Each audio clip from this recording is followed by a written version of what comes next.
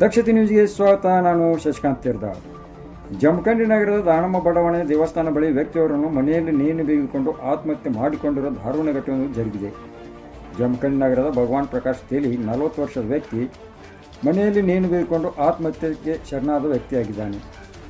ಮೃತನು ಮನೆಯಲ್ಲಿ ನೇಣು ಬಿಗಿದುಕೊಂಡು ಸ್ಥಿತಿಯಲ್ಲಿ ಕಂಡು ಬಂದ ಸಮಯದಲ್ಲಿ ಅವರ ಪತ್ನಿ ಗಮನಿಸಿ ತಕ್ಷಣ ಚಿಕಿತ್ಸೆ ಕೊಡಿಸಲು ಸರ್ಕಾರಿ ಉಪವಿಭಾಗ ಆಸ್ಪತ್ರೆಗೆ ದಾಖಲಿಸಲು ಮುಂದಾಗಿದ್ದಾರೆ. ಆದರೆ ಆಸ್ಪತ್ರೆಗೆ ಸಾಗಿಸುವ ಮಾರ್ಗ ಮಧ್ಯದಲ್ಲಿ ಭಗವಾನ್ ತೇಲಿ ಅವರು ಮೃತಪಟ್ಟಿದ್ದಾರೆ ಎಂದು ಮಾಹಿತಿ ಲಭ್ಯವಾಗಿದೆ.